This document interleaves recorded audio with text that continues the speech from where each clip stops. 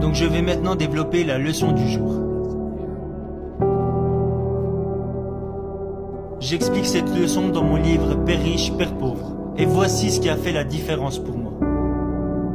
C'était l'avantage que j'avais sur les autres quand j'avais 9 ans, car je savais ce pourquoi je voulais travailler. Pour simplifier, ce que tu vois là, ça s'appelle un bilan financier.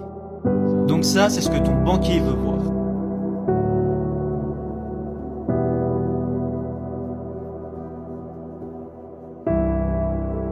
Quand j'avais 9 ans et que je jouais au Monopoly avec mon père riche, ça c'était la leçon qui n'était pas incluse dans le Monopoly, mais que mon père riche m'a apprise.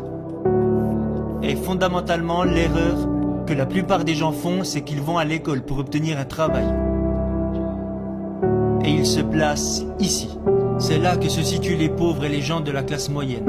Et nous en parlerons plus tard, mais la dépense la plus importante de ces personnes-là, ce sont les impôts.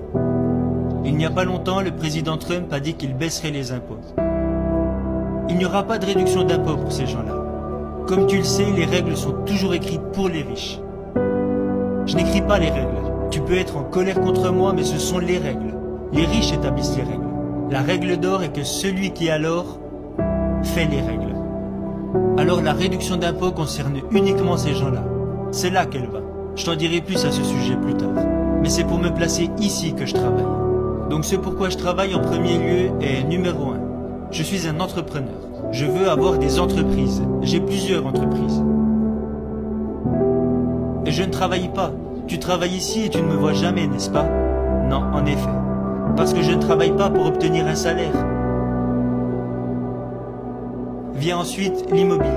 Et l'immobilier est bon pour pas mal de raisons que nous aborderons plus tard. La raison principale est que ça permet de créer de la dette. J'utilise beaucoup de dettes pour acheter des biens immobiliers.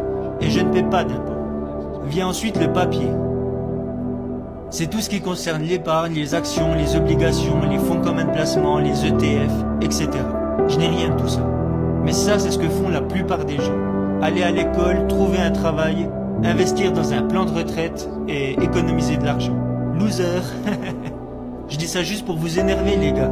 Parce que peut-être que ça vous permettra de réfléchir un petit peu. Parce que je ne fais pas les règles. Je vous dis juste que ce sont les règles.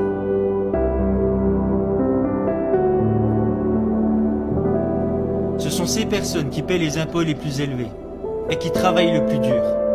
Et en dernier lieu, on trouve les matières premières pour différentes classes d'actifs. Dans les matières premières, il y a le numéro 1 est l'or. Puis on a l'argent, le pétrole, la terre, l'eau, la nourriture. C'est pour acheter ça que je travaille.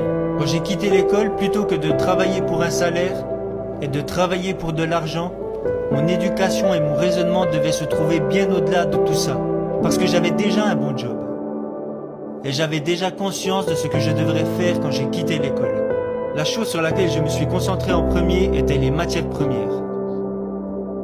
Donc en 1972, j'ai commencé à acheter de l'or. Et c'était illégal à l'époque pour les Américains de posséder de l'or. Tu arrives à imaginer ça? On était en 1972. Aujourd'hui, les choses ont changé. Vous avez le Bitcoin, ok? Tout change si rapidement aujourd'hui. Donc, j'ai commencé avec l'or. Puis, je me suis rapidement tourné vers le pétrole. Parce qu'à la base, j'ai fait des études pour devenir officier pétrolier. Je voulais conduire des navires pour le Standard Oil. Donc, j'ai investi dans le pétrole. Ma femme et moi ne possédons pas d'actions Standard Oil, Chevron ou Exxon. Nous possédons des puits de pétrole. Encore une fois, les taxes. Vous n'avez pas d'avantages fiscaux si vous avez des actions pétrolières, mais vous avez d'énormes réductions d'impôts si vous possédez du vrai pétrole. Et puis j'ai investi dans l'immobilier. Pourquoi? Parce que je pouvais utiliser de la dette pour acheter des biens. Et parce que j'utilisais de la dette, je ne payais pas d'impôts. Et puis troisièmement, j'ai lancé mon entreprise. Ma première vraie entreprise. J'ai eu beaucoup de petits business quand j'étais jeune, mais mon premier vrai business consistait à vendre des portefeuilles de surfeurs. Ça m'a permis de faire le tour du monde, mais le problème c'est que j'étais un idiot. Les ventes ont décollé très vite, puis elles se sont effondrées. Ce qui m'a maintenu en vie, c'est l'immobilier et les matières premières. Je ne veux pas ce que l'on appelle un salaire. Je veux des flux flux d'argent qui arrivent d'ici. C'est ce que je veux dire par les riches ne travaillent pas pour l'argent. Vous voulez des flux d'argent qui vous coûtent très peu d'impôts. Et tout ça me permet d'utiliser de la dette, juste ici. Pour la plupart des personnes qui ont fait des études, la plus grande dette qu'ils ont est leur prêt étudiant. Je veux dire, c'est horrible ce qu'ils vous font aujourd'hui. Un prêt étudiant est juste la pire de toutes les dettes, parce que vous ne pouvez pas déclarer de faillite avec un prêt étudiant.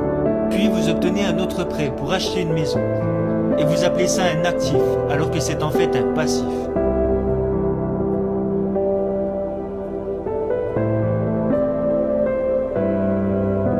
Pourquoi ? Parce que l'argent part de cette façon. Votre maison vous coûte de l'argent tous les mois. Ensuite, vous achetez une voiture. J'en avais acheté une belle également. Donc le problème avec la plupart des jeunes, c'est qu'ils vont à l'école pour avoir un travail. Puis, beaucoup d'entre eux contractent des dettes avec des prêts étudiants. Puis ils se marient et achètent une maison et une voiture. Et ils se retrouvent endettés bêtement. Mais ils n'ont jamais eu la chance de venir ici.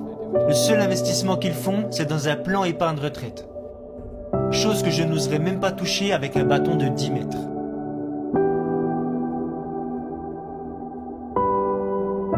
Maintenant, nous allons parler d'un autre sujet.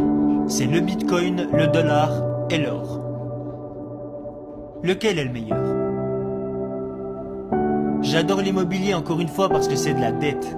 J'utilise la dette pour acheter de l'immobilier, alors que tout le monde dit qu'il faut se désendetter. Moi, j'adore m'endetter. Trump adore les dettes, c'est le roi de la dette. Actuellement, je suis endetté à hauteur de 600 millions de dollars. La plupart des personnes n'arrivent même pas à rembourser leurs dettes de carte de crédit. Ça montre à quel point la situation est tragique. Et là, je parle de personnes instruites.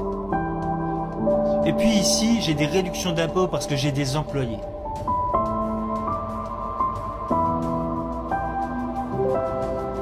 Si vous êtes salarié, vous êtes taxé.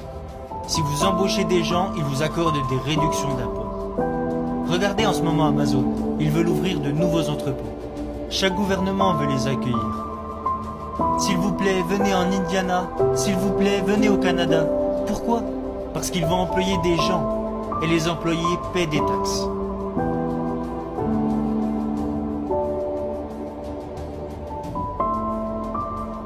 C'est la même chose pour Tesla.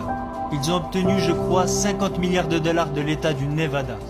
Parce qu'ils embauchent des gens. C'est pourquoi quand votre professeur vous conseille de faire des études pour avoir un bon job, vous devriez vous dire « Je pense que je vais réfléchir un peu différemment cette fois-ci ». Vous devriez trouver un job qui vous permet avant tout d'acquérir de l'expérience et des connaissances. Donc la raison pour laquelle la leçon numéro 1 est que les riches ne travaillent pas pour l'argent, c'est que je ne veux pas obtenir de salaire. Je veux utiliser de la dette. Et je ne veux pas payer d'impôts. Je paye des impôts mais le moins possible. Je veux juste accumuler tout ça pour avoir des liquidités.